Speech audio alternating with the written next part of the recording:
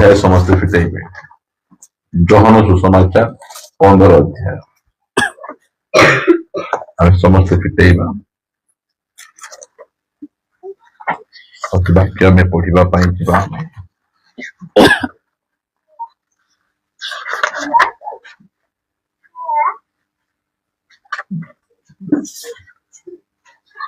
विपिन बिहारी नायक को के जानी विपिन बिहारी नायक ढेंकानाल प्रभुंकर दास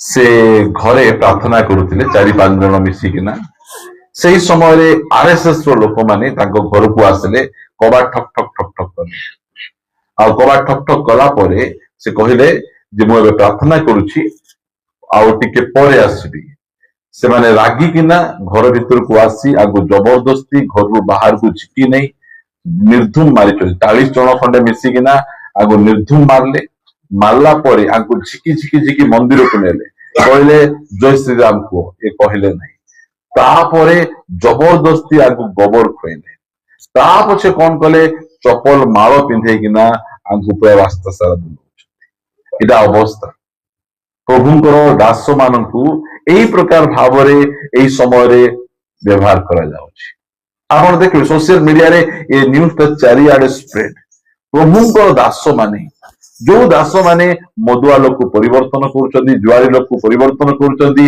परिवार गुडी को शांति आनुचंदी एबे ए लोक माने सेही प्रकार काम गुडी को करूचंदी ए कहिबा लोक नहांती क्रिश्चियन मानकु अत्यधिक परिमाण रे घृणा करा जाउछि से ताबे चारिआडे बढ़ी बढ़ी गला काली को बागरा आसी पारबो कि सब आडे आसबो ए ताड़नाटा गोटे जगह रही पड़े चारिआडे व्यापी व्यापी जीव जेते जोटा कहले मध्य से खुंट परीक्षा आइतिले कौनसी प्रकार भाव रे से कहि नांत किछि ता पछे जेतले थाना वाला पचारले जो माने तुमको एई सब काम गुडी को करले तुमको मारले पिटले तुम कौन करिबा पाई चाहत गोटे कथा कहि मु तांको क्षमा देवा पाई चाहूची हालेलुया एरा होची क्रिश्चियन रो चरित्र ए क्रिश्चियन मान को जीवन शैली सेंती प्रिय माने आमर प्रभु सेटा हमको सिखाइछन आमर परमेश्वर सत्य परमेश्वर प्रिय माने मनोनीत लोक माननकु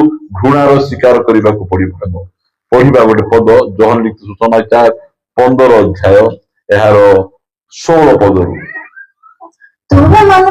तुम्भे माने मते मनोनीत करि न हो आमे प्रभु को बाछलु कि नहीं प्रभु को आमे बाछि ना प्रभु को बाछि थिले आमे यीशु को केबे मिजा बाछि न थांतु मुई यीशु को हृदय सहित घृणा करबा लोक मो यीशु वर पसंद नहीं काहे कि पसंद नहीं कारण यीशु महाप्रभु देखला बेले हाथ रे खंडा अछि कि गदा अछि चक्र अछि से लोक मान को पिट पिट करचंती कि नहीं से कौन करचंती निजे माड खाउचंती तीनटा कंटा रे क्रूस ऊपर टंगाई जाइचंती मु सीधा देखि के ना हम क्रिश्चियन परिवार रे थिना मो यीशु को पसंद लागला महाप्रभु बेले घोसरा घोसरा घोसरा घोसरा घोसरा घोसरा कहले महाप्रभु सीता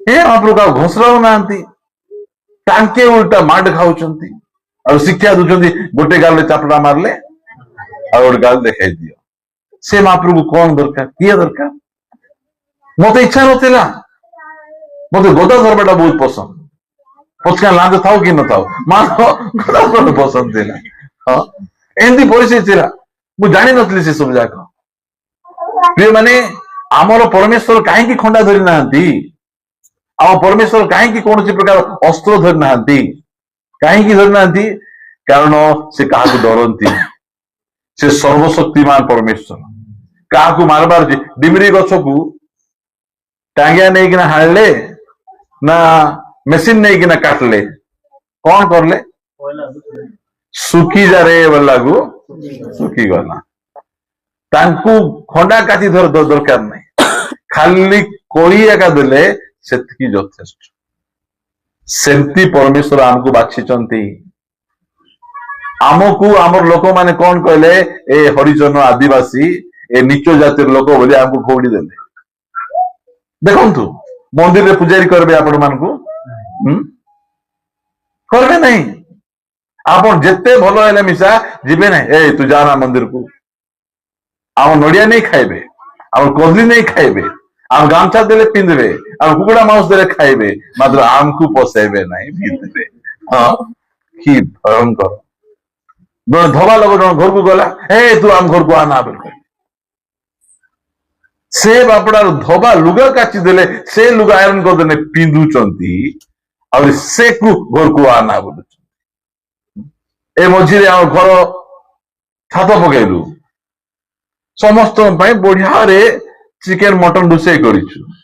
ସେମାନେ କଣ କଲେ, ତୁମେ କୋଉ ଜାତିର ଲୋକ? ଆମେ ସ୍ୱର୍ଗ ଜାତିର ଲୋକ। ଆମେ କୋଉ ଜାତିର ଲୋକ? ନାଇଁ ଆମେ ବଡ ଜାତି, ତୁମର ହାତଟା ଖାଇବୁ ନାହିଁ। ଦେଖ, ନ ଖାଅ,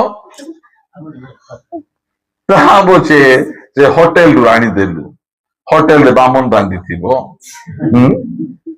ନାଇଁ ଏକାନେ ପୁଡିଆ ଖାଉଥିବା, ଏମିତି ଅଟା ଚଟକୁଥିବେ, ଏଠୁ ଥିପି ଗଲେ ବେଶୀ ଟେଷ୍ଟ ଲାଗିବ।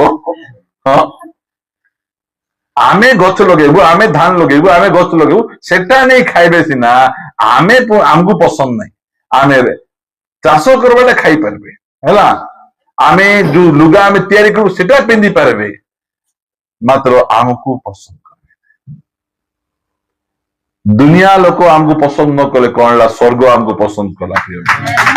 ସେଥିପାଇଁ କହୁଛନ୍ତି ଯେ ପରମେଶ୍ୱରକୁ ଆମେ ବାଛି ନାଉ, ଆମେ ବାଛି ନାଉ। ଭାବନ୍ତୁ ଆମର ଅବସ୍ଥା କେମିତି ଥିଲା। ମୁଁ ସ୍କୁଲରେ ଭଲ ପାଠ ପଢିବାର, ମାତ୍ର ମୋ ସ୍କୁଲରେ କୋଉଠି ବସଉଥିଲେ ଜାଣିଛନ୍ତି? ପଛରେ। ପଛରେ କିଏ ବସିବ? ପଛ ଲାଇନରେ ଗଧ ପିଲାମାନେ ବସିବେ। ମତେ ପଛରେ ବସଉଥିଲେ, ଭଲ ପାଠ ପଢୁଥିଲେ, କାହିଁକି ବସଉଥିଲେ? ମୁଁ ଖ୍ରୀଷ୍ଟିଆନ ବୋଲି। ଏହି ପ୍ରକାର ଭାବରେ ଆମକୁ ରିଜେକ୍ସନ କରାଯାଉଥିଲା। ତାଙ୍କର ଘର ଆଗରେ ପୁଣି ଆମେ ଚାଲିଯିବାର ନାହିଁ। ଆମର ଲୋକମାନଙ୍କୁ କଣ କରାଯାଉଥିଲା? ପଚକାନି ଝାଡୁ ବାନ୍ଧୁଥିଲେ। ଏଇଠି ଆପଣ ଦେଖିବେ ଝାଡୁ ବାନ୍ଧୁଥିଲେ। ସେ ଚାଲିଗଲା ବେଳେ ସେ ଝାଡୁ ନେଇକି ତାର ପାଦ ଚିହ୍ନ ଧୋଇଦେବାର ଅଛି। ଆଉ ଆଗରେ ହାଣ୍ଡି, ଚାଲି ଯାଉ ଯୋଉ ଥୁମ୍ପି ଦେବେ କାଳେ ବୋଲିକିନା, ସେମିତି କରିକିନା କିଏ ରଖିଥିଲେ? ଏ ଲୋକମାନେ ରଖିଥିଲେ। ଆଜି ସୁସମାଚାର ଆମକୁ ଆମର ପରିଚୟ ଦେଇଛି। ସୁସମାଚାର ଦ୍ଵାରା ଆଜି ଆମେ ଠିକ ବାଟକୁ ଆମେ ଆସିଛୁ। ନହେଲେ ଏବେ ଯାଇ ଲେଙ୍କି ମାରିକିନା ଆମେ କୋଉଠି ଥାନ୍ତୁ ଆମକୁ ଜଣା ନାହିଁ। ଥୁରୁ କରି ଦିନ ଯାଇଥାନ୍ତା ଆମର। ମାତ୍ର ସୁସମାଚାର ଆମକୁ ପରିବର୍ତ୍ତନ କଲା, ଆମକୁ ବଦଳେଇଲା ଆମକୁ। ଆଜି ଏହି ପ୍ରକାର ଅବସ୍ଥାରୁ ପ୍ରଭୁ ଆମମାନଙ୍କୁ ଆଣିଛନ୍ତି। କୋଉ କଦର୍ଯ୍ୟ ଭାବରେ ଜୀବନ ଯାପନ ଆମେ କରୁଥିଲୁ ଭାବନ୍ତୁ। ଆମର ଦେଶରେ ଆମକୁ କଣ କରାଯାଉଥିଲା? ଝିଅ ମାନେ ଉପରଟା ଘୋଡେଇ ପାରିବେ ନାହିଁ। ଏମିତି ଯଦି ଝିଅ ମାନେ ଉପର ଛାତି ଘୋଡେଇବେ, ଟ୍ୟାକ୍ସ ଦେବାକୁ ପଡୁଥିଲା। କି ପ୍ରକାର କଦର୍ଯ୍ୟ ଭାବ ରଖୁଥିଲେ ସେମାନେ। ଏହି ପ୍ରକାର ଅବସ୍ଥାରୁ ପ୍ରଭୁ ଆମକୁ ବାଛିଛନ୍ତି, ମନୋନୀତ କରିଛନ୍ତି। ଆମେ ଏହି ପ୍ରକାର ଅବସ୍ଥାରେ ଗାଁ ଗହଳି ବହୁତ ଜାଗାରେ ପଡିକିନା ଥିଲୁ। ଆମକୁ କିଏ ପଚାରୁ ନଥିଲେ। ଭାଇ କହୁଥିଲେ ଯେ ନଦୀ ସେ ପାରିରେ ଗରାସିଅ ଅଞ୍ଚଳରେ ଜଣେ ଲୋକ ଛଟପଟ ଛଟପଟ ହଉଛି। ତାଙ୍କର ଆୱାଜ ରାଜନେତାକୁ ଶୁଣା ଯାଉ ନାହିଁ, ତାଙ୍କର ଆୱାଜ କୌଣସି ଫିଲ୍ମ ଷ୍ଟାରକୁ ଶୁଣା ଯାଉ ନାହିଁ, କୋଉ କ୍ରିକେଟ ଷ୍ଟାରକୁ ଶୁଣା ଯାଉ ନାହିଁ, ମାତ୍ର ତାଙ୍କର ଆୱାଜ ସର୍ବଶକ୍ତିମାନ ପରମେଶ୍ୱର ଶୁଣେ। ଆଉ କହିଲେ ଆମେ ଶିବା। ଆଜି କହୁଛୁ ଲାଲ ଘୋଡା ସବୁକୁ ଲୋଡା ବୋଲୁଛନ୍ତି। ଏହି ପ୍ରକାର ପରିସ୍ଥିତି, କେତେ ବଢିଆ କେଞ୍ଚୁଆ ଉଦାହରଣ ଦଉଥିଲେ। ହଁ, କି କେଞ୍ଚୁଆ ହଉ, କେତେ ବୁଦ୍ଧି ତାକୁ। ହଁ, ଏକା ପାଣିରେ ବୁଡେଇଲେ କେଞ୍ଚୁଆ ମରୁନାହିଁ, ଏକା ମଦରେ ବୁଲେଇଲେ ମରି ଯାଉଛି। ହଁ, ଦେଖିଲ ଆଜ୍ଞା, ସେଥିପାଇଁ ଆମେ ପିଉଛୁ। ଭିତରେ ଥିବା କେଞ୍ଚୁଆ ମାନେ ସବୁ ମରିଯିବେ। କି ପାଠ ଶିଖାଇଛନ୍ତି ଆମକୁ। ପ୍ରିୟମାନେ, ଆମର ପରମେଶ୍ୱର ଆମକୁ ବାଛିଛନ୍ତି, ସ୍ୱର୍ଗ ଆମକୁ ବାଛିଛି। ସେଇଟା ଆମର ଖୁସିର ବିଷୟ, ସେଇଟା ଆମର ଆନନ୍ଦର ବିଷୟ। ଆଜି ଦେଖନ୍ତୁ, ଯାହାକୁ ଗାଡି ନଥିଲେ ତାର 4 ଚକିଆ ଅଛି, ସେଟା ଦେଖିକିନା ତୁମକୁ ପ୍ରେମ କରିବେ। ହଁ, ଖାଲ ଖୋଲିବେ, ସେଠି ଯାଇକିନା ଭର୍ତ୍ତି ହେଇ ପଡିଯାଉଥିଲେ। ବୁଝନ୍ତୁ, ଲୋକମାନେ ମୋର ସାଙ୍ଗେ କଥାବାର୍ତ୍ତା ହଉଥିଲେ ଭଲ ଭାବରେ। ମୁଁ ଯେତେବେଳେ କଲମ ଠିଆ କଲି, ସେ କଲମ ଦେଖି ମୁଁ ଆମ୍ବିଳି ଆମ୍ବିଳି ହେଇଗଲି। ଛାନ କଲମ ହେଲେ, କଲମ ମାନେ ପିଲର, ସାନଟା ହେଲେ ଏଡିକିଟା ପାଟଲି ମିଶା ହଉନି ମାଇଜି ମୁହୂର୍ତ୍ତ ପାରୁନୁ ଆମେ ସେଟା ଦେଖି ବୋଲେ ଆମର ଉନ୍ନତି ଦେଖିକିନା ଏମାନେ ମଦୁଆ ଥାନ୍ତୁ ଜୁଆରୀ ଥାନ୍ତୁ ଆଜ୍ଞା 500 ଗୋଟେ ଦେଇଥାଉ ଆଜ୍ଞା ତାଙ୍କ ଘରେ ଗଲେ କେବେ ଦୌଡେ ଏମିତି କହିଲେ ସେମାନଙ୍କୁ ହଁ ହଁ ଭଲ ଲୋକ ବୁଝନ୍ତୁ ଏବେ ନାହିଁ ସେମାନେ ଉଲ୍ଟା 500 ଦେଇଥାଉ ବୋଲୁଛନ୍ତି ଆମକୁ ଏମିତି ପରିସ୍ଥିତି ଆମର ହେଇଛି ପରମେଶ୍ୱର ଆମକୁ ବାଛିଛନ୍ତି ଆମକୁ ମନୋନୀତ କରୁ ଆମର ପ୍ରତ୍ୟେକ ପରିସ୍ଥିତି ବଦଳିଛି ଠିଆ ହେଇକିନା କୁହ ତ ଯୀଶୁଙ୍କୁ ପାଇଲା ପରେ ମୋର ଆର୍ଥିକ ପରିସ୍ଥିତି ବଦଳି ନାହିଁ ଯୀଶୁଙ୍କୁ ପାଇଲା ପରେ ଆହୁରି ବେଶୀ ଦରିଦ୍ର ହେଇଗଲି ଜଣେ ସାକ୍ଷ୍ୟ ଦିଅ ତାକୁ ଆଉ ସବୁ ଭାଇ ମିଶିକିନା ଆମେ ତାକୁ ଗାଡି ଗଡି ଘେନିଦେବୁ ଆମେ ନାଇଁ ଯୀଶୁଙ୍କୁ ପାଇଲା ପରେ ଆମର କଣ ହେଇଯିବ ଲିଷ୍ଟ କରିବୁ ବୋଲି କହିଲେ ବିଜ୍ଞାପନ ଦେଇ ହେବ ନାହିଁ এটা হচ্ছে রাম ভাইଙ୍କର লিস্ট এটা বড় ভাইଙ୍କର লিস্ট সেটা আমার রসাই ভাইଙ୍କର লিস্ট রসাই ভাই না আমার সে হ্যাঁ ভাগীরথী ভাই মানে ভাগীরথী নাই কি ভাই রসাই ভাই ସେମିତି ଭାଇ ମାନେ ଆମର ଅଛନ୍ତି ଲିଷ୍ଟ ତାଙ୍କର ଅଛି ଆମର ଭୟଙ୍କର ଲିଷ୍ଟ ଗୁଡିକ ଅଛି ପରମେଶ୍ୱର ଆମକୁ ମନୋନୀତ କରିଛନ୍ତି ସେଥିପାଇଁ ଲୋକମାନେ ରାଗୁଛନ୍ତି ଲେଖାଗଲା ତୁମ୍ଭେ ମାନେ ମତେ ମନୋନୀତ କରିନାଅ କାହିଁ କରିନୁ ଆମେ ପାରବୁ ନାହିଁ ଆମେ ତ ଛୋଟି ଦେବତା ଆମରଟା ବୋଲୁଥିଲୁ ଗୋଡଲାତ ମାରି ପଳେଇଲା ସେ ଭାବନ୍ତୁ କି ଅସୁବିଧା ମୁଁ ତ ସେ ଯେତେବେଳେ ଫୁଲବାଣୀରୁ ଫେରିଲି ଫୁଲବାଣୀରୁ ଫେରିଲା ପରେ ସେଇଠି ଚା ପିଉଛି ଚା ପିଇଲା ପରେ ଗୀତ ଗୋଟେ ବାଜିଛି ରେ କପଟିଆ ଦଗା ଦିଆ ବୋଲି ପ୍ରଭୁ ତା ମତେ କୁହାଯାଉଛି ଏରେ କପଟିଆ ତୋର ଗୋଡ ଧରିବି ବୋଲି ଆଇଲି ରେ ଗୋଡ ଖାଇକି ଝିକିଦେଲୁ ରେ ବୋଲୁଛି କି ଗାଳି ସେମାନେ ଭାବନ୍ତୁ କି ଅବସ୍ଥା ଗୁଡିକ ଆମର ମୁଁ ଭାବିଲି କେମିତି ଏଇଟା ଆମେ ଗୀତ ଗାଏ ପ୍ରଭୁ ସର୍ବଶକ୍ତିମାନ ତୁ ହେ ପ୍ରେମିକ ତୁ ଦୟାବାନ ତୁ ଏ ବୋଲା ବେଳେ ରେ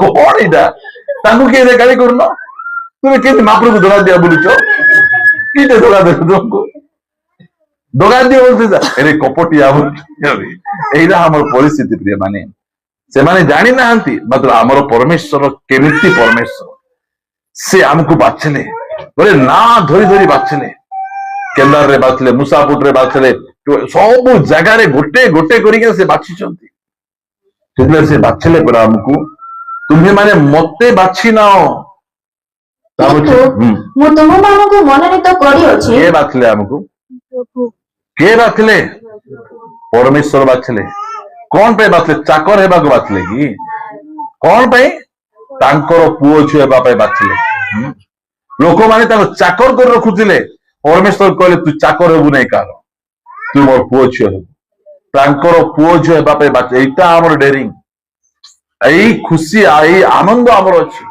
ସ୍ୱର୍ଗ ଆମକୁ ବାଛିଛି ମନୋନୀତ କରିଛି କଣ ପାଇଁ ଚାକର ପାଇଁ ନାହିଁ ତାଙ୍କର ପୁଅ ଝିଅ ଆଜି ଆମେ ତାଙ୍କର ପୁଅ ଝିଅ କି ଆଶ୍ଚର୍ଯ୍ୟ ମୁଁ କାଲି ପରଦିନ ପ୍ରଭୁଙ୍କ ଦାସଙ୍କର ଜନ୍ମଦିନ ଥିଲା ଯାଇଥିଲି ଆଉ ଗଲି ବସିଲୁ ଆମେ କଥାବାର୍ତ୍ତା ହେଲୁ ଆଉ ତାଙ୍କୁ କହିଲି ଆଜ୍ଞା ଶୁକ୍ରବାର ଦିନ କାହିଁକି ଜନ୍ମ ହେଲ ଆଜ୍ଞା ଖାଇବି ତ ପାରୁନୁ ଆମେ ବୋଲି ଏମିତି ମୁଁ କହିଲି ତାଙ୍କୁ ତା ଅଛି ଯେତେବେଳେ ଭାଇଙ୍କ ଘରେ ଯାଇ ବସିଛି ଜଣେ ଭାଇଙ୍କ ଘରେ ସେତେବେଳେ ଜଣେ ଫୋନ କଲେ ମୋ ସ୍ତ୍ରୀକୁ ଭୂତ ଲାଗିଯାଇଛି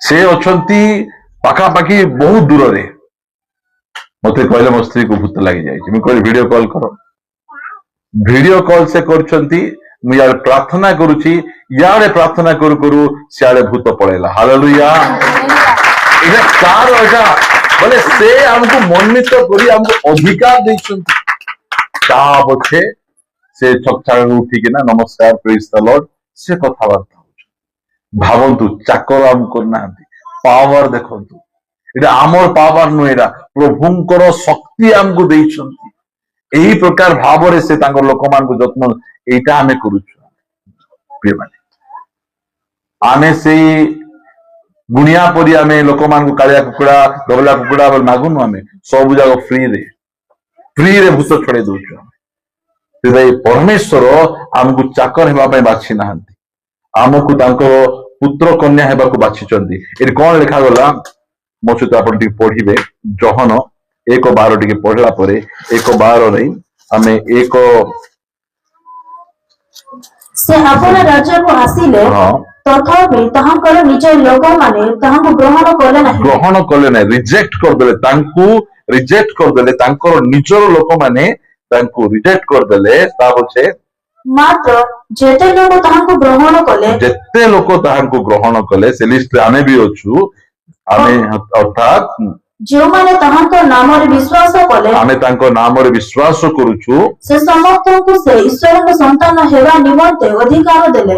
କେମିତି ଭାବନ୍ତୁ, ଆମକୁ ଲୋକମାନେ ତାଙ୍କର ଘରେ ପଶଉନଥିବା ବେଳେ ପରମେଶ୍ୱର କଣ କହିଲେ? ତାଙ୍କର ପୁଅ ଝିଅ ହେବା ପାଇଁ ଅଧିକାର ଦେଇଛନ୍ତି। ଆଜି ଆମେ ତାଙ୍କର ପୁଅ ଝିଅ ଅଟୁ, ସ୍ୱର୍ଗର ପରମେଶ୍ୱରଙ୍କର ପୁଅ ଝିଅ ଆମେ ଅଟୁ। ଆସନ୍ତୁ ପୁଣି ଥରେ ସେଇ 16 ଅଧ୍ୟାୟକୁ ଯିବା। ଆମେ 15 ଅଧ୍ୟାୟକୁ ଯିବା। ପଢନ୍ତୁ। ଆଉ ତୁମ୍ଭମାନେ ଯେପରି ଯାଇ ଫଳ ଉତ୍ପନ୍ନ କର ଓ ତୁମ୍ଭମାନଙ୍କର ଫଳ ସ୍ଥାୟୀ ହୁଏ, ଏଥି ନିମନ୍ତେ ତୁମ୍ଭମାନଙ୍କୁ ନିଯୁକ୍ତ କରିଅଛି। ସେଥିରେ ତୁମ୍ଭମାନେ ମୋ ନାମରେ ପିତାଙ୍କୁ ଯାହା କିଛି ମାଗିବ, ସେ ତାହା ତୁମ୍ଭମାନଙ୍କୁ ଦେବେ। କୋଉଟା ପଢୁଛ? 15-16 ହେଲା, ଦେବେ। ତା ପଛେ ତୁମ୍ଭେମାନେ ଯେପରି ପରସ୍ପରକୁ ପ୍ରେମ କର, ଏଥି ନିମନ୍ତେ ମୁଁ ତୁମ୍ଭମାନଙ୍କୁ ଏହି ସମସ୍ତ ଆଜ୍ଞା ଦେଉଅଛି। 18 ପଦ ଟିକେ ପଢିବେ ହେଲା। ଯଦି ଜଗତ ତୁମ୍ଭମାନଙ୍କୁ ଘୃଣା କରେ, ଜଗତ କଣ କରିବ? ବିପିନ ବିହାରୀଙ୍କୁ ଏବେ କଣ କଲେ? ଘୃଣା କଲେ। ସେ କଣ କାମ କରୁଥିଲେ? ଆଜି ଲୋକମାନେ ଦେଶର ପଇସା ଖାଇଲେ, ତାଙ୍କୁ କିଏ କିଛି ଘୃଣା କରୁନାହାନ୍ତି। ଆଜି ମା ଭଉଣୀ ମାନଙ୍କୁ ବଳାତ୍କାର କରୁଛନ୍ତି, ସେମାନେ ନେତା ହେଇକିନା ଅଛନ୍ତି। ଆଜି ଏତେ ଖରାପ ଖରାପ, ଯିଏ ଗଞ୍ଜେଇ ବିକୁଛି, ଯିଏ ମଦ ବିକୁଛି, ଡ୍ରଗ୍ସ ବିକୁଛି, ଦେଶକୁ ବିକି ଖାଉଛି, ତାକୁ କିଛି କରୁନାହାନ୍ତି। ମାତ୍ର ଯୋଉ ପ୍ରଭୁଙ୍କ ଦାସ ମାନେ ଲୋକମାନଙ୍କୁ ଭଲ ବାଟରେ ନଉଛନ୍ତି, ତାଙ୍କୁ କଣ କରାଯାଉଛି? ଘୃଣା। ଆଗରେ ମଦ ପିଲା ବେଳେ ଲୋକ ଘୃଣା କରୁଥିଲେ କି ନାଇଁ? ମୋର ଭାଇ, ମୋର ମାମୁଁ, ନିଜର ବାବୁ। ଏବେ ଭାଗୀରଥୀ ଭାଇ ଆଗରେ ତୁମକୁ ବେଶୀ ପ୍ରେମ କରୁଥିଲେ କି ଏବେ ବେଶୀ ପ୍ରେମ କରୁଛନ୍ତି? ଆଗରେ ବେଶୀ ଭୟଙ୍କର। ଆଗରେ ଭଲ ଥିଲ କି ଏବେ ଭଲ ଅଛ? ଭଲ ଲୋକକୁ ପ୍ରେମ କରିବି, ଖରାପ ଲୋକକୁ ପ୍ରେମ କରିବେ। ମାତ୍ର ଦେଖ, ଏମାନେ ଯଦି ଜଗତ ତୁମକୁ ଘୃଣା କରୁଛି, ଜଗତ ଆମକୁ କଣ କରୁଛି? ଘୃଣା କରୁଛି। ଆଗରେ ଘୃଣା କରୁନଥିଲା। କାହିଁ ଘୃଣା କରୁନଥିଲା? ଲେଖା ଯାଇଛି, ପଢନ୍ତୁ। ତେବେ ତୁମମାନଙ୍କୁ ଘୃଣା କରିବା ପୂର୍ବେ ତାହା ଯେ ମତେ ଘୃଣା କରିଅଛି, ଏହା ଜାଣ। ଯୀଶୁଙ୍କୁ କିଏ ଘୃଣା କଲେ? ତାଙ୍କ ନିଜର ଲୋକମାନେ। ସେଇଟା ସେ କହୁଛନ୍ତି। ଆମକୁ ଘୃଣା କରିବା ପୂର୍ବରୁ କାହାକୁ ଘୃଣା କରିଥିଲେ? ଯୀଶୁ ଖ୍ରୀଷ୍ଟଙ୍କୁ ଘୃଣା କରିଥିଲେ। ହେଲେ ଆମକୁ ଘୃଣା କଲେ ବେଶୀ ଛାନିଆ ହେବା ଦରକାର ନାହିଁ। ମତେ ଘୃଣା କରୁଛନ୍ତି, କାହିଁକି ଘୃଣା କରୁଛନ୍ତି? ଲେଖା ଯାଉଛି, ଯଦି ତୁମେମାନେ ଜଗତରେ ଉତ୍ପନ୍ନ ହୋଇଥାନ୍ତ, ଯଦି ତୁମମାନେ ଜଗତରୁ ଉତ୍ପନ୍ନ ହେଇଥାନ୍ତ, ତେବେ ଜଗତ ତୁମମାନଙ୍କୁ ଆପଣାର ଲୋକ ଜାଣି ସ୍ନେହ କରନ୍ତା। ଆମେ ଜଗତର ଲୋକ ଯଦି ହେଇଥାନ୍ତୁ, ଜଗତ ଉତ୍ପନ୍ନ ହେଇଥିଲେ ତାଙ୍କର ଲୋକ ବୋଲି ଜାଣିକିନା ଆମେ କଣ କରିଥାନ୍ତା? ସ୍ନେହ କରିଥାନ୍ତା। ମୋର ନିଜର ଲୋକ, ମୋର ଭାଇ, ମୋର ବନ୍ଧୁ, ମୋର କୁଟୁମ୍ବ ବୋଲି କହିଥାନ୍ତା। ମାତ୍ର ପ୍ରଭୁ କଣ କହୁଛନ୍ତି? କିନ୍ତୁ ତୁମ୍ଭେମାନେ ଜଗତରୁ ଉତ୍ପନ୍ନ ହୋଇନାହ, ବରଂ ମୁଁ ତୁମ୍ଭମାନଙ୍କୁ ଜଗତ ମଧ୍ୟରୁ ମନୋନୀତ କରିଅଛି। ଏଥି ନିମନ୍ତେ ଜଗତ ତୁମ୍ଭମାନଙ୍କୁ ଘୃଣା କରେ। ପ୍ରଭୁ ଆମକୁ ଜଗତରୁ କଣ କରିଦେଲେ? ମନୋନୀତ କଲେ। ଏହି ହିତୋପଦେଶରୁ ଗୋଟେ ପଦ ପଢିବା ଆମେ। ହିତୋପଦେଶ 30 ଅଧ୍ୟାୟକୁ ଆସିବେ ଆପଣ ମାନେ। 30 ଅଧ୍ୟାୟ 19 ପଦ। ଆକାଶରେ ଉତ୍କର୍ଷ ପକ୍ଷୀର ଗତି, ପ୍ରସ୍ତରେ ସର୍ପର ଗତି, ସମୁଦ୍ର ମଧ୍ୟରେ ଜାହାଜର ଗତି, ଯୁବତୀ ଠାରୁ ପୁରୁଷର ଗତି। ସମୁଦ୍ର ମଧ୍ୟରେ ଜାହାଜର ଗତି। ଜାହାଜ କୋଉଠି ଚାଲୁଛି? ସମୁଦ୍ରରେ ଚାଲୁଛି, ହେଲା। ଆଜି ଆମେ ମଧ୍ୟ ସେଇ ପ୍ରକାର ଜୀବନ ବିତାଉଛୁ। ସମୁଦ୍ରରେ ଜାହାଜ ଚାଲୁଛି ମାତ୍ର ସମୁଦ୍ରର ପାଣି ଜାହାଜ ଭିତରେ ଆସୁଛି କି ନାହିଁ। ଆମେ ମଧ୍ୟ ସେଇ ପ୍ରକାର ଜୀବନ ବିତାଉଛୁ। ଆମେ ଜଗତରେ ଅଛୁ ମାତ୍ର ଜଗତର ଷ୍ଟାଇଲ ଜଗତର ଶୈଳୀ ଆମ ଭିତରେ ନଥିବାରୁ ଲୋକମାନେ ଘୃଣା କରୁଛନ୍ତି। ସମୁଦ୍ରରେ ଜାହାଜ ଯେମିତି ଯାଉଛି ଆମେ ମଧ୍ୟ ଏ ଜଗତରେ ସେମିତି ଆମେ ଯାଉଛୁ। ସମୁଦ୍ରରେ ଆମେ ଅଛୁ ମାତ୍ର ସମୁଦ୍ରର ପାଣି ଆମର ଭିତରେ ନାହିଁ। ସେଥିପାଇଁ ଲୋକ ଆମକୁ ପସନ୍ଦ କରୁନାହାନ୍ତି, ଲୋକ ଆମକୁ ଘୃଣା କରୁଛନ୍ତି, ଲୋକଙ୍କ ପରି ଆମେ ଜୀବନ ଯାପନ କରୁନାହୁଁ। ଏବେ ଦେଖନ୍ତୁ, ମୁଁ ଆସୁଥିଲି, ସେଠି ଗଦା ଗାଡି ଅଛି, ପିକନିକ କରିବା ପାଇଁ ଆସୁଛନ୍ତି, ତାଙ୍କୁ ଜଗତ ବହୁତ ପ୍ରେମ କରିବ। ମାତ୍ର ଆମେ ସେଠୁ ଅଲଗା। ଆମେ କହିଲୁ ପିକନିକ ଆମ ପାଇଁ ବଡ ବିଷୟ ନାହିଁ, ଆମର ପାଇଁ ଆମର ପ୍ରଭୁ ବଡ ବିଷୟ। ସେଥିପାଇଁ ଆମେ ମଧ୍ୟ ପିକନିକ ଆମେ ଯାଇପାରିବୁ। ଆମେ ସମୁଦ୍ରରେ ଅଛୁ ମାତ୍ର ସମୁଦ୍ର ଆମ ଭିତରେ ନାହିଁ। ଆମେ ସମୁଦ୍ର ଉପରେ ଚାଲବା ଲୋକମାନେ, ଆମେ ଜଗତ ଉପରେ ଚାଲବା ଲୋକ। ଜଗତର ଷ୍ଟାଇଲ ଆମ ଭିତରେ ଆସିବ ନାହିଁ। ସେଥିପାଇଁ ଲୋକ ଦେଖିକିନା ଘୃଣା କରୁଛନ୍ତି। ବୁଝନ୍ତୁ, ଆମର ପାଟି ସଫା ସେଥିପାଇଁ ଘୃଣା, ଆମମାନଙ୍କ ଡ୍ରେସ ସଫା ସେଥିପାଇଁ ଘୃଣା। କାହିଁକି? ଆମକୁ ଦେଖିଲେ ତାଙ୍କୁ ତାଙ୍କର ପାପ ମନେ ପଡୁଛି। ମୁଁ ଏତେ ବଡ ଲୋକ ହେଇକିନା ତାର ପରି ପବିତ୍ର ରହିପାରୁନାହିଁ, ତାର ପରି କଥାବାର୍ତ୍ତା ହେଇପାରୁନାହିଁ। ଆମର କଥାବାର୍ତ୍ତା ଦେଖିଲେ ତାଙ୍କୁ କଷ୍ଟ ଲାଗୁଛି।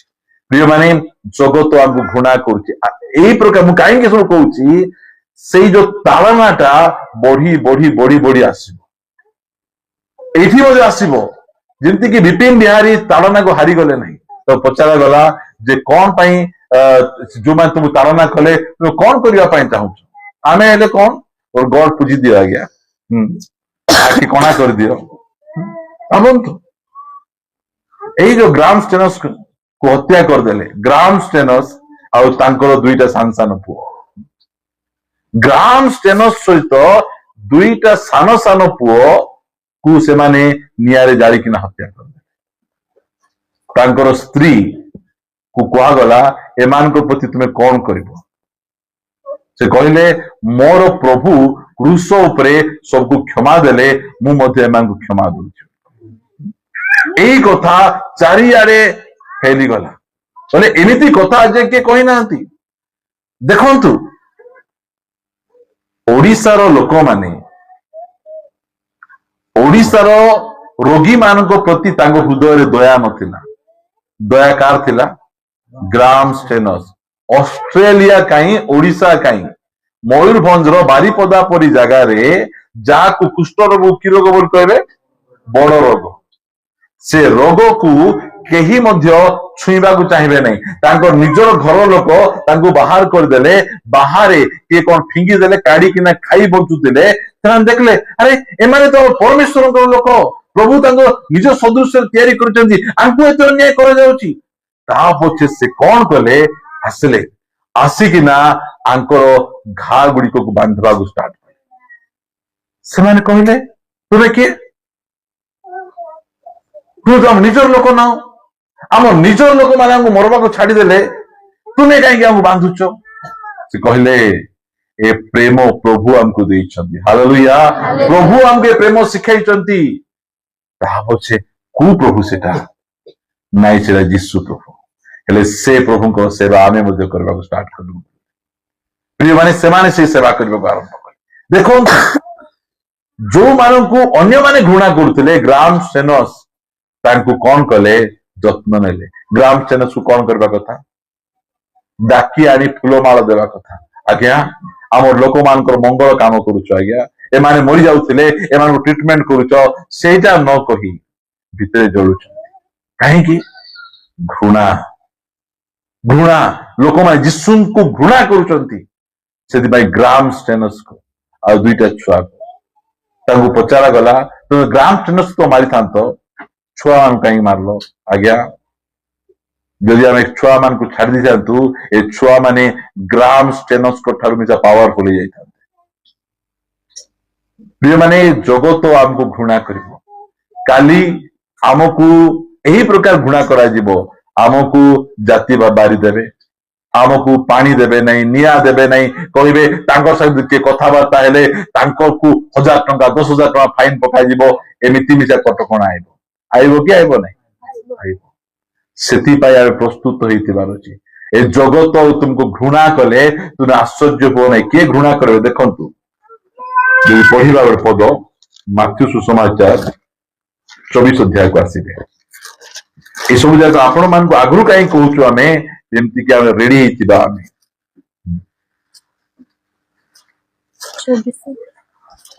ଲେଖାଯାଉଛି, ପଢନ୍ତୁ ମୋ ସହିତ ଆପଣ ମାନେ 9 ପଦ 24 ର 9। ସେହି ସମୟରେ ଲୋକେ ତୁମ୍ଭମାନଙ୍କୁ କ୍ଲେଶ ଭୋଗ କରିବା ନିମନ୍ତେ ସମର୍ପଣ କରିବେ। ଦେଖନ୍ତୁ କେମିତି କ୍ଲେଶ ଭୋଗ କରିବା ପାଇଁ ଲୋକମାନେ କଣ କରିବେ? ସମର୍ପଣ କରିଦେବେ। ଏଠି ଅଛନ୍ତି ସେଠି ଅଛନ୍ତି, ଏବେ ସମର୍ପଣ କରିଦେବେ। ତା ପଛେ ଓ ତୁମ୍ଭମାନଙ୍କୁ ବୋଧ କରିବେ, ଆଉ ମୋହର ନାମ ସକାଶେ ତୁମ୍ଭେମାନେ ସମସ୍ତ ଜାତିଙ୍କ ଦ୍ୱାରା ଘୃଣିତ ହେବ। କିଏ କିଏ ଘୃଣା କରିବେ? ଘୃଣା କରିବେ କାହାର ପାଇଁ? ଯୀଶୁଙ୍କ ପାଇଁ। ପ୍ରସ୍ତୁତ ଅଛୁ କି ଆମେ? ଘୃଣା କରିବେ। ନିଜର ବାପା ମା, ନିଜର ସ୍ତ୍ରୀ, ଭାଇ ଭଉଣୀ ଘୃଣା କରିବେ। ଏମିତି ଗୋଟେ ସମୟ ଆସିଲା, ଗୋଟେ ପ୍ରଭୁଙ୍କ ଦାସ ପ୍ରଭୁଙ୍କୁ ପାଇଲା ପରେ ତାଙ୍କ ନିଜ ସ୍ତ୍ରୀ ଖାଇବାଟାରେ ବିଷ ମିଶାଇ ଦେଲେ। ଘୃଣା। ଆମମାନଙ୍କ ସାଧୁ ସୁନ୍ଦର ସିଂଙ୍କୁ ତାଙ୍କର ନିଜର ଘର ଲୋକ ତାଙ୍କୁ ଘୃଣା କଲେ, ଆଉ ତାଙ୍କ ଖାଇବାଟାରେ ବିଷ ମିଶେଇକା ଦେଲେ। ଏମିତି ସମୟରେ ମଧ୍ୟ ଆମକୁ ଠିଆ ହେବାର ଅଛି। ଏସବୁ ବାକ୍ୟ ଗୁଡିକ ଜାଣିବାର ଅଛି। ଯୀଶୁଙ୍କ ପାଖରେ ଆଇଲେ ଏଇଟା ମିଳିବ, ସେଇଟା ମିଳିବ, ତା ସହିତ ଘୃଣା ମଧ୍ୟ ମିଳିବ, ତାଳନା ମଧ୍ୟ ମିଳିବ। ଆମର ଏଠି ଏତେ ତାଳନା ହେଉନାହିଁ କାହିଁକି? କଣ ପାଇଁ ହେଉନାହିଁ? ଏବେ ଯାଏ ଆମେ ସେ ଲେଭେଲକୁ ଯାଇନାହୁଁ। ଆମର ବିଶ୍ୱାସ ସେ ଲେଭେଲରେ ଏବେ ଯାଏ ପହଞ୍ଚି ନାହିଁ। ସେଥିପାଇଁ ତାଳନା ଗୁଡିକ ହେଇନାହିଁ। ତାଳନା ହେବ। ସବୁ ଖ୍ରୀଷ୍ଟିଆନଙ୍କ ପ୍ରତି ତାଳନା ହେବ। ସମସ୍ତ ଜାତୀୟ ଲୋକ ଆମକୁ ଘୃଣା କରିବେ। ସେଥିପାଇଁ ଆମମାନେ ସଚେତ ରହିବା, ଜାଗ୍ରତ ରହିବା। ଲେଖାଯାଉଛି, ଗୋଟେ ପଦ ପଢିବା ଆମେ। ମୋ ସହିତ ଆପଣ ପଢିବେ ପ୍ରେରିତ ପୁସ୍ତକ 14 ଅଧ୍ୟାୟ 22 ପଦରୁ ପଢିବେ। ପୁଣି ସେ ସ୍ଥାନ ମାନଙ୍କରେ ଶିଶୁମାନଙ୍କ ମନକୁ ସୁସ୍ଥିର କଲେ ଓ ବିଶ୍ୱାସରେ ଅଟଳ ରହିବା ପାଇଁ ସେମାନଙ୍କୁ ଉତ୍ସାହ ପ୍ରଦାନ କରି କହିଲେ, ଅନେକ କ୍ଲେଶ ମଧ୍ୟ ଦେଇ ଆମ୍ଭମାନଙ୍କୁ ଈଶ୍ୱରଙ୍କ ରାଜ୍ୟରେ ପ୍ରବେଶ କରିବାକୁ ହେବ। କେମିତି ଯିବାକୁ ପଡିବ? ଏଇଟା ଯେତେବେଳେ ପାଉଲ ଆଉ ସିଲା ଗୋଟେ ଜାଗାକୁ ଗଲେ, କୋଉଠି? ଲୁସ୍ତ୍ରାକୁ ଗଲେ। ଲୁସ୍ତ୍ରାକୁ ଯାଇକିନା ଗୋଟେ ଲୋକଙ୍କୁ ଏଇ ପ୍ରକାର ରୋଗ ହେଇଥିଲା, ସୁସ୍ଥ କରିଦେଲେ। ସୁସ୍ଥ କରୁ କରୁ ସମସ୍ତେ କହିଲେ ଏମାନେ ଦେବତା ମାନେ। ଆଙ୍କୁ ଆସି ଫୁଲମାଳ ପିନ୍ଧେଇକିନା ବଳି ଦେଇ ଗଲା ବେଳକୁ କହିଲେ ନାଇଁ ନାଇଁ, ଆମେ ଦେବତା ନାଇଁ, ମଣିଷ ଆମେ। ତା ପଛେ ଲୋକମାନେ ଉକସେଇଲେ। ପାଉଲଙ୍କୁ କଣ କଲେ? ବଡ ବଡ ପଥର ପକେଇକିନା ମାରିଦେଲେ। ମାରିଦେଲା ପରେ ମୂର୍ଚ୍ଛା ହେଇ ପଡିଗଲେ। ଲୋକ ଭାବିଲେ ମରିଗଲେ ବୋଲି। ସେତେବେଳେ ଚାରିଆଡେ ଶିଷ୍ୟମାନେ ଆସି ଘେରି ଠିଆ ହେଇଗଲେ। ଠିଆ ହଉ ପାଉଲ ଉଠିଗଲେ। ଉଠିକିନା ସେ ଆସିଲେ। ସମସ୍ତେ ପାଉଲକୁ ଦେଖୁଛନ୍ତି, ରକ୍ତ ବାହାରୁଛି, ହାତ ଗୋଡ ରକ୍ତାକ୍ତ ହେଇଛନ୍ତି। ସେତେବେଳେ କହିଲେ, କଣ ଦେଖୁଛ? ରକ୍ତ ଦେଖୁଛ? ଏ ମାଡ ଦେଖୁଛ? ଏଇଟା କିଛି ନାହିଁ ବାବୁ ମାନେ, ଆହୁରି ଅନେକ କ୍ଲେଶ ମଧ୍ୟ ଦେଇ ଆମକୁ ଈଶ୍ୱରଙ୍କ ରାଜ୍ୟରେ ପ୍ରବେଶ କରିବାକୁ। କିଛି ନାହିଁ ଏସବୁ ଯାକ। ଭାବନ୍ତୁ ଆମ ପାଇଁ କେତେ ଦୁଃଖର ବିଷୟ। ଆମ ଓଡିଶା ମାଟିରେ ଯୀଶୁଙ୍କ ପାଇଁ ମରିବା ପାଇଁ ଅଷ୍ଟ୍ରେଲିଆରୁ ଜଣେ ଆସୁଛନ୍ତି। ଆମେ ମାନେ ଏତେ ଅଯୋଗ୍ୟ ଯେ ଆମେ ଯୀଶୁଙ୍କ ପାଇଁ ଏଠି ଆମେ କିଛି କରିପାରୁନାହୁଁ। ମାନେ ଆମକୁ ମଧ୍ୟ ଅନେକ କ୍ଲେଶ ଆସିବ ଯୀଶୁଙ୍କ ସକାଶୁ। କହିବେ ଏବେ ତ କ୍ଲେଶ କଣ? ତୁମେ ଖ୍ରୀଷ୍ଟିଆନ ହେଇଗଲ, ତୁମକୁ କୋଟା ନାହିଁ, ଜାତି ସାର୍ଟିଫିକେଟ ନାହିଁ। ଆଉ ଖ୍ରୀଷ୍ଟିଆନ ସିନା ଆଉ ଜାତିଆର ଚେଞ୍ଜ କଲୁ କି ଆମେ? ସେଇ ଜାତିରେ ଆମେ ଅଛୁ, କାହିଁକି ତୁମେ ଦଉନ? ତୁମେ ଏଟାକୁ ଘୃଣା। ଲୋକମାନେ ଯୀଶୁଙ୍କ ପାଖକୁ ନ ଯାଆନ୍ତୁ, ଏଥିପାଇଁ ଘୃଣା। ଏଇ ସବୁ ଯାକ କରାଯାଉଛି। ସେଥିପାଇଁ ଆମେ ଜାଣିଥିବାର ଅଛି, ଆମେ ଯୋଉ ରାସ୍ତା ଦେଇକି ଚାଲୁଛୁ, ଏଇଟା କି ରାସ୍ତା କହିବେ? ଏଇଟା ଦୁର୍ଗମ ପଥ। ଦୁର୍ଗମ ପଥ, କଷ୍ଟକର ରାସ୍ତା। ମାତ୍ର ଯୀଶୁଖ୍ରୀଷ୍ଟ କଣ କହିଲେ? 16:33 ଜୋହନ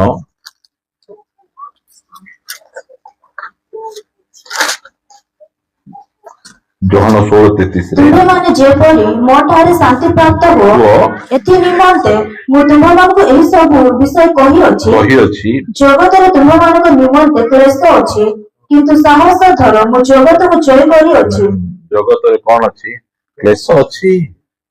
ଜଗତରେ ଆମମାନଙ୍କୁ ଯୀଶୁଙ୍କ ପାଇଁ ବିଭିନ୍ନ ପ୍ରକାର କ୍ଲେଶ ଘଟିବ। ଜାଗା ଜାଗାରେ ଆମକୁ ଯୀଶୁଙ୍କ ପାଇଁ କ୍ଲେଶ ଘଟିବ। ଭାବନ୍ତୁ, ଆଜି ଘର ଭଡା ମାଗିଲେ ଦଉନାହାନ୍ତି। ଫାଷ୍ଟ ପଚାରୁଛନ୍ତି ତୁମେ ହିନ୍ଦୁ ନା ଖ୍ରୀଷ୍ଟିଆନ। ଖ୍ରୀଷ୍ଟିଆନ ଲୋକ ଘର ବେଶୀ ଗନ୍ଧିଆ କରିବେ କି? ଭଡା ଦେବେ ନାହିଁ। କଣ ପାଇଁ ଦଉନାହାନ୍ତି? ଯୀଶୁଙ୍କର ନାମ ଲାଗିଛି। ଯୀଶୁଙ୍କର ନାମ ଲାଗିଲେ ଘୃଣା କରି ଆମକୁ ଦଉନାହାନ୍ତି। ଚୀନରେ ଜଣେ ସ୍ତ୍ରୀ ଲୋକ ଚାକିରି ପାଇଁ ଗଲେ, ଚାକିରିରେ ସିଲେକ୍ସନ ହେଇଗଲା। ସେ ଚାକିରି ସିଲେକ୍ସନ ହେଇଗଲା ପରେ କହିଲେ ଯେ ତୁମେ ଚାକିରିରେ ସିଲେକ୍ସନ ହେଇଗଲ ବୋଲୁ ସେ କହିଲେ ଆଜ୍ଞା ଗଡ ବ୍ଲେସ ୟୁ ଆଜ୍ଞା। ଇଆଡ ତୁମେ କି ଲୋକ? ଖ୍ରୀଷ୍ଟିଆନ। ଖ୍ରୀଷ୍ଟିଆନ କହୁ କହୁ ତାଙ୍କ ମୁହଁ ଆଗରେ ତାଙ୍କ ଆପଏଣ୍ଟମେଣ୍ଟ ଲେଟରକୁ ଚିରି ଦେଇକିନା ଫିଙ୍ଗିଦେଲେ। ଆମେ ଖ୍ରୀଷ୍ଟିଆନ ଲୋକମାନଙ୍କୁ ଆମେ ଚାକିରି ଦେବୁ ନାହିଁ। ପାକିସ୍ତାନରେ ଖ୍ରୀଷ୍ଟିଆନ ଲୋକମାନେ କେବେ ହେଲେ ମଧ୍ୟ ବଡ ପଦକୁ ଯାଇପାରିବେ ନାହିଁ। ଖ୍ରୀଷ୍ଟିଆନ ଲୋକମାନେ ସୁଇପର ହେବେ, ଖ୍ରୀଷ୍ଟିଆନ ଲୋକମାନେ ପିଅନ ହେବେ, ଖ୍ରୀଷ୍ଟିଆନ ଲୋକମାନେ ଅଟୋ ଡ୍ରାଇଭର ହେବେ, ବଡ ଜବ ଦିଆଯିବ ନାହିଁ। କାହିଁକି? ଘୃଣା କରାଯାଉଛି। ପୁରା ସମଗ୍ର ବିଶ୍ୱରେ ଖ୍ରୀଷ୍ଟିଆନ ମାନଙ୍କୁ ଘୃଣା।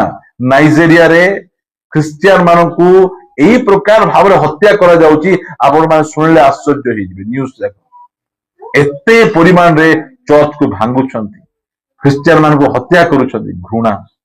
ଖ୍ରୀଷ୍ଟିଆନ ମାନଙ୍କୁ ଗୋଟେ ଘୃଣା କରିବାର ଗୋଟେ ସମୟ ଆସିଛି। ସେଥିପାଇଁ ଏଠି ଆମେ ପଢୁଥିଲୁ ଜଗତରେ ତୁମମାନଙ୍କ ନିମନ୍ତେ କ୍ଲେଶ ଅଛି।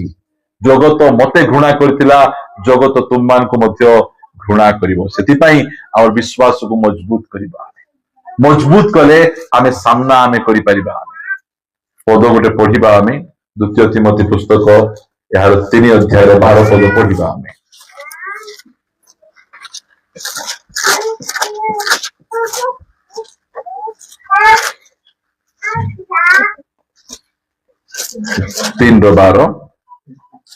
ପ୍ରକୃତରେ ଯେଉଁମାନେ ଖ୍ରୀଷ୍ଟ ଯୀଶୁଙ୍କ ସହଭାଗିତାରେ ଧର୍ମ ଜୀବନ ଯାପନ କରିବାକୁ ଇଚ୍ଛା କରନ୍ତି, ସେମାନେ ତାଳନା ଭୋଗ କରିବେ। କୋଉ ଖ୍ରୀଷ୍ଟିଆନ? ମନୋନୀତ ଖ୍ରୀଷ୍ଟିଆନ, ଯାହାକୁ ପ୍ରଭୁ ବାଛିଛନ୍ତି ସେ ଖ୍ରୀଷ୍ଟିଆନ ତାଳନା ଭୋଗ କରିବେ। ମଦୁଆ ଖ୍ରୀଷ୍ଟିଆନ, ଜୁଆରୀ ଖ୍ରୀଷ୍ଟିଆନ, ମିଛ କହୁ ଖ୍ରୀଷ୍ଟିଆନ, ବିଭିନ୍ନ ପ୍ରକାର ଫିଲ୍ମ ହଲ ଯିବା ଖ୍ରୀଷ୍ଟିଆନ, ଏମାନଙ୍କୁ କିଛି ତାଳନା ନାହିଁ। ଯୋଉମାନେ କହିବେ ଯୀଶୁ ଆକା ପରମେଶ୍ୱର, ଯୀଶୁ ଆକା ସ୍ୱର୍ଗ ଦେଇପାରିବେ, ଯୀଶୁ ଆକା ପାପ କ୍ଷମା କରିପାରିବେ, ସେ ଆକା ସୃଷ୍ଟିକର୍ତ୍ତା, ଯୋଉମାନେ ଏଇ ନିୟମ ଧରି ଚାଲୁଛନ୍ତି ସେମାନଙ୍କୁ କଣ କରାଯିବ? ତାଳନା ଭୋଗ। ଭୟଙ୍କର ଭାବରେ ସେମାନଙ୍କ ଜୀବନରେ ତାଳନା ଆସିବ। ସେଥିପାଇଁ ଆମେ ପ୍ରସ୍ତୁତ ଥିବାର ଅଛି। ଏଇ ଯୋଉ 18ଟା ଗାଁ ଅଛି, ତାଳନା ଆରମ୍ଭ ହେଲେ କାହାକୁ ବେଶୀ ତାଳନା ହେବ? ଆମେ ପ୍ରକୃତରେ ତାଙ୍କର ପଛରେ ଚାଲୁଛୁ। ତାଳନା ଘଟିବାଟା ଘଟିବ। ତୁମ ଖ୍ରୀଷ୍ଟିଆନ ବୋଲି ଚାକିରିରୁ କାଟି ଦେଇ ପାରନ୍ତି, ତୁମ ଖ୍ରୀଷ୍ଟିଆନ ବୋଲି ଲାଇସେନ୍ସ କ୍ୟାନ୍ସଲ କରିଦେଇ ପାରନ୍ତି, ତୁମ ଖ୍ରୀଷ୍ଟିଆନ ବୋଲି କରେଣ୍ଟ କାଟି ଦେଇ ପାରନ୍ତି। ଏମିତି ସମୟରେ ଆମକୁ ବିଶ୍ୱାସ ଦରକାର। ପ୍ରଥମ ଶତାବ୍ଦୀରେ ଗୋଟେ ସ୍ୱାମୀକୁ ଧରିକିନା ଜେଲ ଭିତରେ ରଖିଦେଲେ, ଖ୍ରୀଷ୍ଟିଆନ ବୋଲିକିନା ଜେଲ ଭିତରେ ରଖିଦେଲେ। ଜେଲ ଭିତରେ ରଖିଦେଲା ବେଳେ ତାଙ୍କ ସ୍ତ୍ରୀ ଗୋଟେ ଚିଠି ନେଇକିନା ଦେଲେ। ସେ ଚିଠିକୁ ସେ କାଢିଲେ ଆଉ ପଢିଲେ, ଦେଖ ମୋ ଆମେ ବାହାରେ ଅଛୁ, ତୁମେ ଭିତରେ ଅଛ, ଆମକୁ କଷ୍ଟ ହେବ, ଆମକୁ ମାରାପିଟା କରିବେ ବୋଲି ତୁମେ ଯୀଶୁଙ୍କୁ ଅସ୍ୱୀକାର କରିବ ନାହିଁ। ଆମେ ୟାର ମରିଗଲେ ମରିଯିବୁ ସିନା, ତୁମେ ଯୀଶୁଙ୍କୁ ସବୁବେଳେ ପ୍ରଭୁ ବୋଲି ସ୍ୱୀକାର କର। ସେ ବ୍ୟକ୍ତି ସେ ଚିଠିକୁ ଧରିଲା ଆଉ ଚୁମଲା। ଯାହା ହଉ, ଏମିତି ସାହସିକା ସ୍ତ୍ରୀ ଆମକୁ ଦେଇଛନ୍ତି। ଏଇ ପ୍ରକାର ପରିସ୍ଥିତି ଗୁଡିକ ହେବ। ସେଥିପାଇଁ ଆମେ ସାହସର ସହିତ ଆମେ ଆଗକୁ ବଢିବାର ଅଛି। ଆମେ ଦେଖୁଛୁ ଆଗରେ ଏଇଟା ନଥିଲା, ସୋସିଆଲ ମିଡିଆରେ ଏସବୁ କରାଯାଉଛି। ଆପଣ ଯାଇକି ମାରିବେ ବିପିନ ବିହାରୀ ନାୟକ ବୋଲିକିନା ଢେଙ୍କାନାଳର, ତାଙ୍କର ବେକରେ ଚପଲ ପିନ୍ଧା ଯାଉଛି, ଜବରଦସ୍ତି ଗୋବର ଖୁଆଯାଉଛି, ଡ୍ରେସ ଚିରା ଯାଉଛି, କାହାକୁ ଲଣ୍ଡା କରି ବୁଲା ଯାଉଛି। କଣ ଏଟା ଚାଲିଛି? କଣ ପାଇଁ? ଏମାନେ ଚୋରି କଲେ, कार हत्या कले झील को खराब कले नहीं जीशु को एम प्रभु भाव ग्रहण करटा एम रही पढ़ी प्रार्थना करने एवरी पुस्तक को आसवे एवरी पुस्तक 10 अध्याय एटा आम सौभाग्य ताड़ना धन्य जो माने जीशु नाम सकाशु निंदा ताड़ना पाइबे से माने धन्य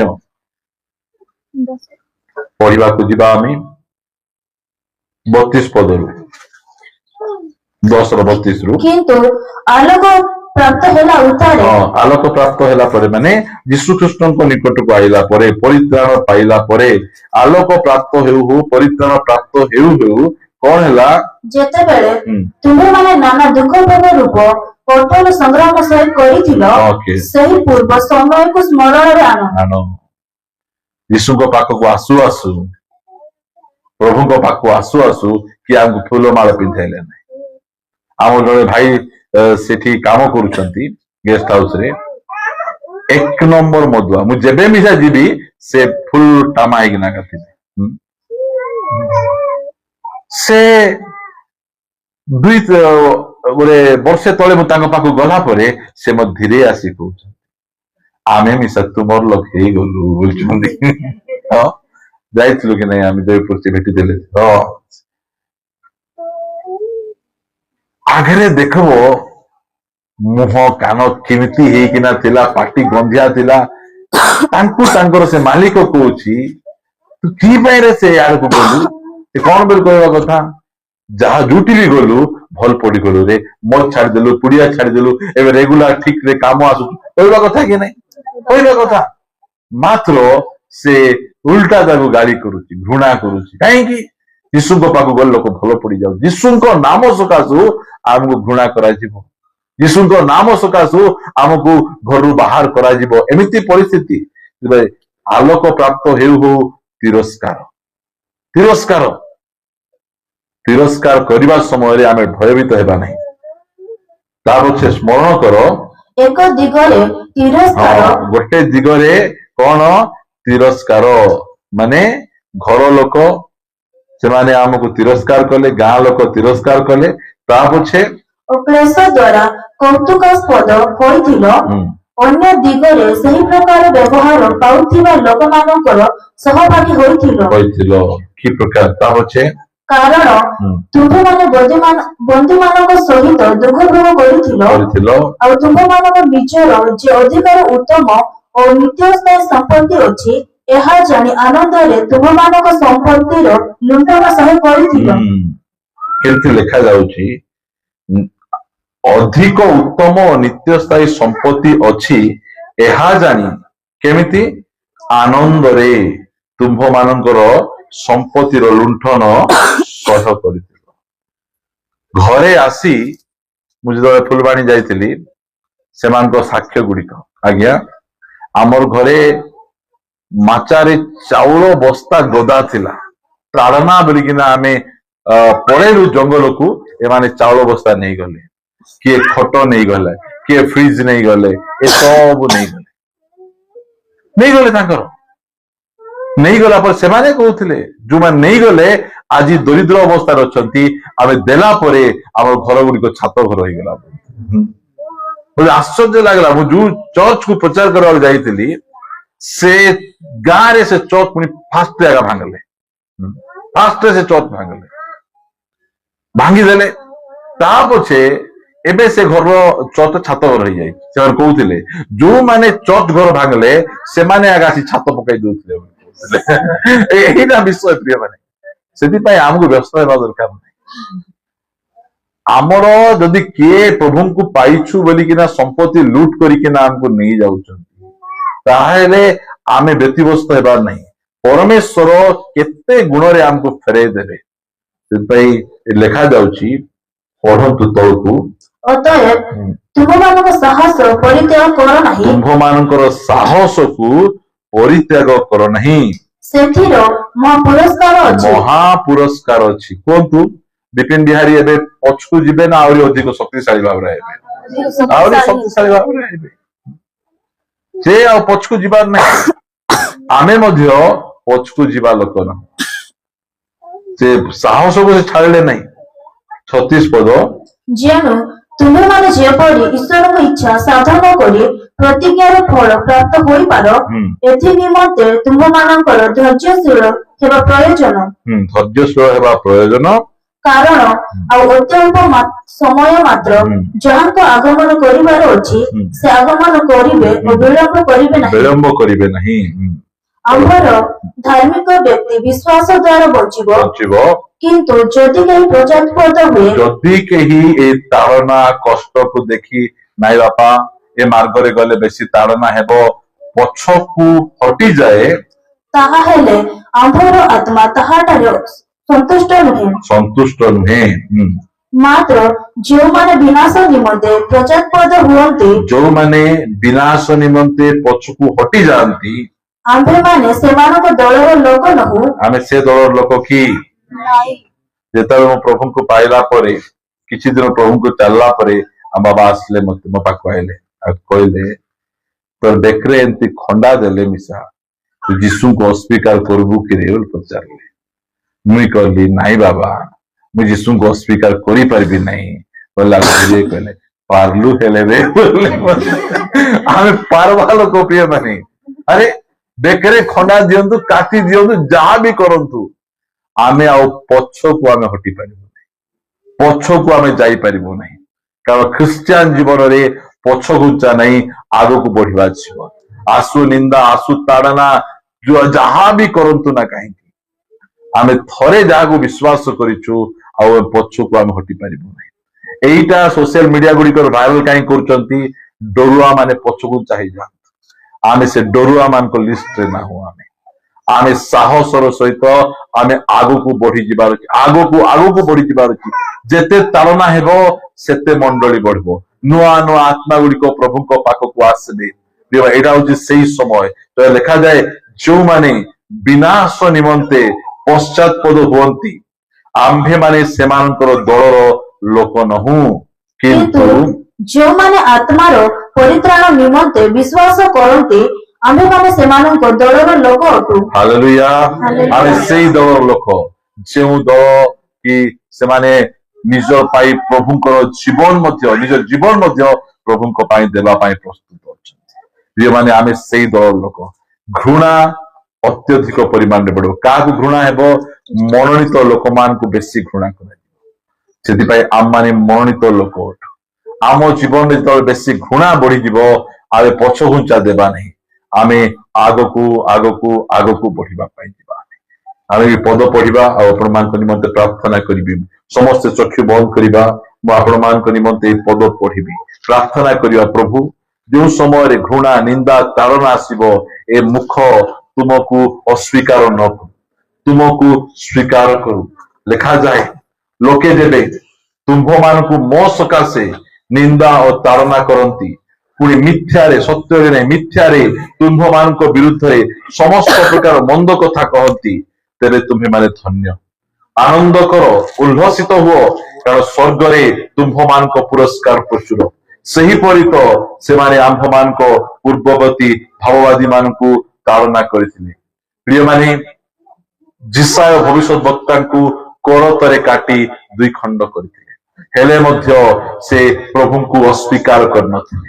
ସେ ଯୀଶୁ ହିଁ ପରମେଶ୍ୱର ଏହା ସେ ସ୍ୱୀକାର କରିଥିଲେ। ପ୍ରିୟମାନେ, ନିଥନିଏଲକୁ ପିତରଙ୍କୁ କ୍ରୁଶରେ ଉଲ୍ଟା ଟଙ୍ଗା ଯାଇଥିଲା। ଥମାଙ୍କୁ ଭାରତର କେରଳରେ ଭାଲା ଫିଙ୍ଗି ମାରିକିନା ତାଙ୍କୁ ମୃତ୍ୟୁଦଣ୍ଡ ଦିଆଯାଇଥିଲା।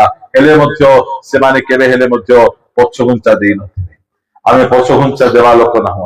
ଆମେ ଆଗକୁ ବଢିବା ଲୋକ।